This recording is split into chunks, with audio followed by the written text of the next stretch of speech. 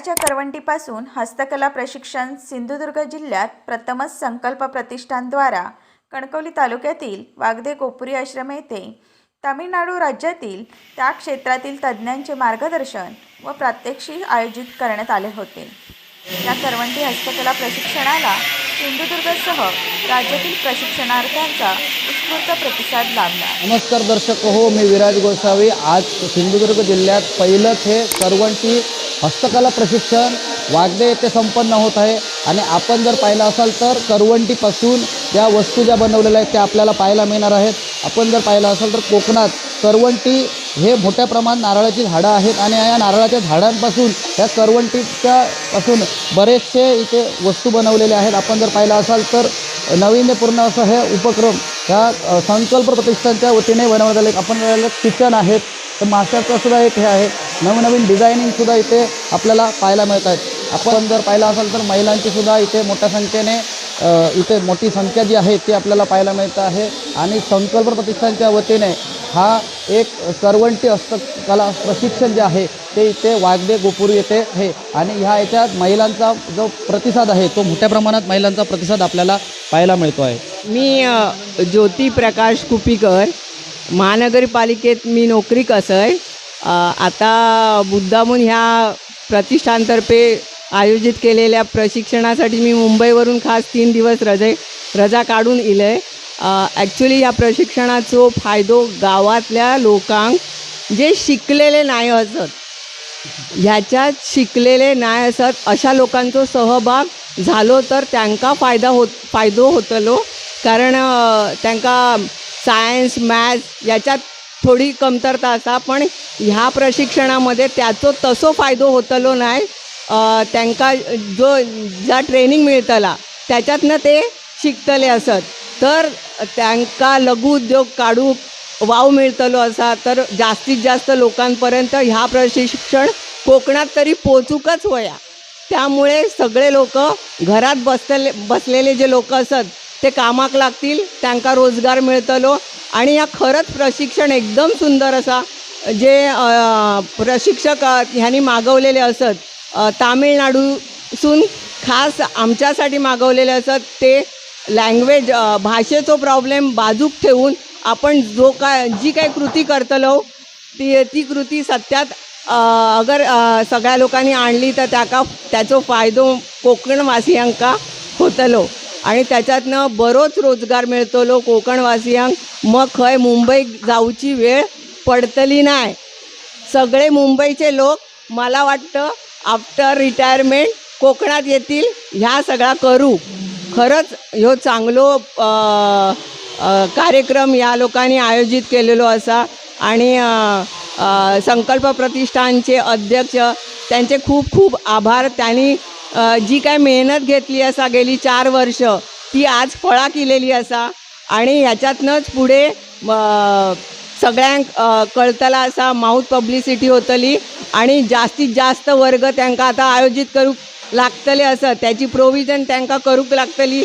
आम्ही तिघी मुंबईहून आलेलो जरी असलो तरी आम्ही तिघी कोकण कन्या आहोत, त्यामुळे इकडच्या गोष्टींचं आम्हाला आकर्षण असणं स्वाभाविकच आहे।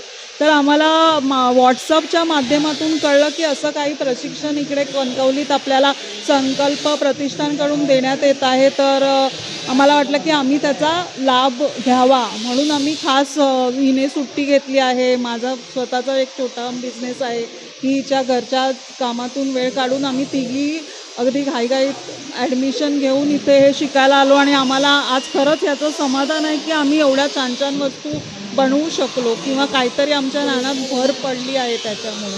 म्हणजे ही पण तुम्हाला सांगतील या दोघी की त्यांचं काय मत आहे ह्या प्रतिष्ठानकडून दिलेल्या प्रशिक्षणाबद्दल। मॅडम, तुम्हाला एक प्रश्न असा आहे की ह्या करवंटीचा कोकणात मोठ्या प्रमाणात नारळाची झाडं आहेत, ह्या करवंटींना जाळल्यासाठीच्या पलीकडे काही त्यांचा वापर नाही, पण आज हे प्रशिक्षण घेतलं काय तुम्हाला वाटतं? म्हणजे आपल्या नारळाच्या झाडापासून फक्त लोकांना माहिती आहे की तेल मिळतं आणि ते खोबरं आपण जेवणात वापरतो, पण ह्या प्रशिक्षणातून आम्हाला कळलं की छोट्या छोट्या गोष्टींचा आपण कुठे कुठे वापर करू शकतो। म्हणजे हे आता तर करवंटीबद्दलच दिलं आहे प्रशिक्षण, पण नारळाचं झाड किती उपयोगी आहे हे तुम्हाला त्याचं प्रशिक्षण घेतल्याशिवाय कळणार आहे. आणि मला खरंच आनंद होतो की कोकणातल्या लोकांना ह्याचा फायदा मिळतो आहे, म्हणजे लोकांना हे प्रशिक्षण मिळतं आहे आणि आपली लोकं कुठेतरी हे प्रशिक्षण घेऊन पुढे यावीत अशीच मनापासूनची इच्छा आहे. म्हणजे तुम्ही कोकणच्या सुपुत्र आहात, काय काय बनवलं जरा दाखवा.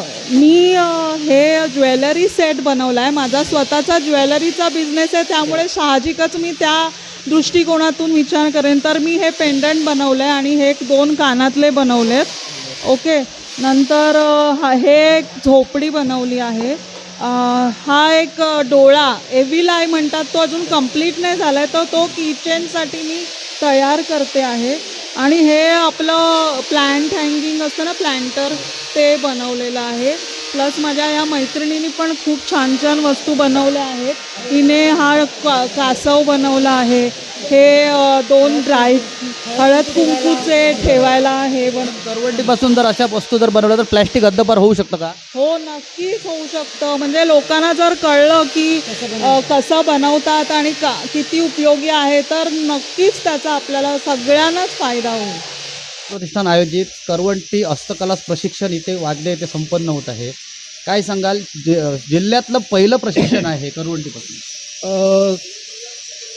कोकण पट्टीपासून जेवढा जो प्रदेश आहे, म्हणजे पालघरपासून तो रत्नागिरी, सिंधुदुर्ग जिल्ह्यात, त्याशिवाय या ठिकाणी नारळाची खूप मोठ्या प्रमाणात लागवड झालेली आहे. आणि साहजिकच आहे, आपण नारळाचा उपरी तेवढं जास्त प्रमाणात होत आहे. पण हा सगळा उपयोग आणलेला नारळ वापरल्यानंतर करवंट्या ज्या त्या फेकल्या दिल्या जातात किंवा जाळून टाकले जातात. त्याच्यामुळे दुसरा फायदा आहे की प्रदूषण तर वाढतंच आणि त्याच्यामुळे काही फायदा होत नाही आहे. यामुळे माझ्या मनात गेली 4 वर्षापूर्वी ही एक कल्पना आली की ह्या करवंट्यापासून जर आपण काही बनवलं तर खूप फायदा होऊ शकतो. त्या दृष्टिकोनातून मग मी थोडी चाचपणी केल्यानंतर मला ट्रेनर मिळाला. त्याच्यानंतर या कार्यक्रमाचं आयोजन करण्यात आलेलं आहे. कुठची गोष्ट ज्या निर्मिती करायची असते तेव्हा काय असतं की आपल्याला प्रोडक्शन कॉस्ट बघायची असते. त्यामुळे कच्च्या मालाचा खर्च किती येतो. तर या व्यवसायामध्ये कच्च्या मालाचा खर्च अक्षरशः नगण्य आहे. त्यामुळे प्रोडक्शन कॉस्ट खूप कमी झाल्यामुळे बेनिफिट खूप जास्त मिळू शकतो आणि अशा या प्रोडक्टला खूप मोठ्या प्रमाणात मागणी आहे. आपण पाहिलं तर की या खाद्यपदार्थासाठी सुद्धा अशा प्रकारचे बाउल्स वापरले जातात. म्हणजे कोकम कढी, सोलकढी द्यायची असेल किंवा आईस्क्रीम द्यायचं असेल, चहा पिण्यासाठी, अशा अनेक पेय पिण्यासाठी किंवा फ्रूट सॅलडसाठी वगैरे पण अशा प्रकारचे बाउल्स वापरले जातात. त्याचबरोबर शोभिवंत वस्तू पण आहेत. अशा अनेक प्रकारची म्हणजे हजारो प्रकारचे प्रॉडक्ट्स त्याच्यापासून बनवता येतात आणि याला खूप प्रतिसादही खूप चांगला मिळाला. अक्षरशः मुंबईपासूनची लोकं इथे ट्रेनिंगला आलेली आहेत. सिंधुदुर्ग जिल्ह्यामधली लोकं तर आहेतच आहेत, पण बाहेरची लोकंसुद्धा आलेली आहेत, कारण ह्याच्यामध्ये पोटेन्शियल खूप आहे. आणि हीच संधी शोधून आम्ही या प्रशिक्षणाचं आयोजन करण्यात आलं होतं आणि खूप चांगला प्रतिसाद त्याला मिळालेला आहे. माझं नाव नूतन कुबल आहे. मी मुंबईवरून आलेली आहे माझी मैत्रीण आणि बहिणीबरोबर. आणि आम्हाला हे व्हॉट्सअपवरून कळलेलं होतं की हा शिबिर हे आहे. आणि आल्यानंतर आता 2 दिवसामध्ये आम्हाला खूप चांगलं समजलेलं आहे. आणि हे आहे की आपल्या कोकणामध्ये नारळाची झाडं भरपूर असतात. स्वतःच्या घरी प्रत्येकाची झाडं असतात. ते करवंट्या काढून ते जाळून टाकतात किंवा असं धूर पण होतो, एअर पोल्युशन होतं. त्यापेक्षा जर हे त्यांनी केलं, आणि मुख्य म्हणजे बायकांसाठी हे खूप जास्त चांगलं आहे. घरात बसून एक कमी पैशामध्ये, मटेरियल पण फ्री आहे घरामध्ये, त्यामुळे कमी पैशामध्ये हा उद्योग ते करू शकतात आणि त्याच्यातनं त्यांना आर्थिक उत्पन्न निघू शकतं. त्यामुळे बायकांनी हे याच्याकडे जास्त लक्ष द्यायला पाहिजे. घरातलं कामकाज आवरून जर ते वेळात वेळ काढून हे जर करत असतील तर त्यांच्यासाठी खूप चांगलं आहे. वयानुसार माझी 60 चालू आहे. इतर जे इथे सगळे आलेले आहेत ते जवळजवळ 50च्या वरती आहेत. तरुण वर्ग इकडे खूपच कमी आहे. पण जर कोकणातली मुलं जी शिक्षण नोकरीसाठी म्हणून मुंबईत जातात, त्यांना 10-12 हजाराशिवाय काही तिथे मिळत नाही. कितीही शिक्षण असेल तरी त्यांना तिकडे राहायची पण व्यवस्था नसते. मुंबईत जागा घेणं पण शक्य नाही. तर त्यांनी आपल्या मूळ गावामध्ये राहून जर हे केलं तर त्यांच्यासाठी हे खूप फायदेशीर आहे. आणि गेली 8 ते 10 वर्ष मी कोकण क्षेत्रात काम करतो. तर त्यापासून माझी करवंटी वेस्ट जाते टोटल. जी काही व्हॅल्यू असेल ती 10 रुपये किलो, 12 रुपये किलो या रेटनेच विकली जाते. पण हा कार्यक्रम ट्रेनिंग घेतल्यापासून त्याच्यापासून काहीतरी बनू शकतं, काही ना काहीतरी बनू शकतं. जसं की पेन स्टँड आहे, काही पण वस्तू बनवू शकते, त्याची व्हॅल्यू ॲडिशन होते. तर सगळ्यांनाच फायदा होईल. जे आणि क्राफ्टमध्ये जे काम सुतार असतील किंवा कोणी पण त्यांची ह्या करवंटीपासून काही ना काहीतरी वस्तू उपयोगी वस्तू बनवू शकतात आणि त्यांना सर्वांना फायदा होऊ शकतो त्याचा. आणि आम्ही आता इथून ट्रेनिंग घेऊन माझ्याकडे जे काम करतात त्यांना पण ट्रेनिंग स्वतः देणार आहे, जे कसं करायचं आहे, किंवा याच्यापासून अजून अधिक प्रोडक्ट काय बनवू शकतो याचं ट्रेनिंग मी स्वतः देणार आहे त्यांना. कोणत्या प्रशिक्षणामध्ये तुम्ही सामील झाला आहेत, काय सांगाल? हा एक नवीन प्रकार पेपरला वाचल्यानंतर आम्ही मुंबईत 54 वस्त्यांमध्ये काम करतो आणि तिकडच्या लोकांना स्वयंरोजगारासाठी वेगवेगळ्या संधी उपलब्ध करून देतो.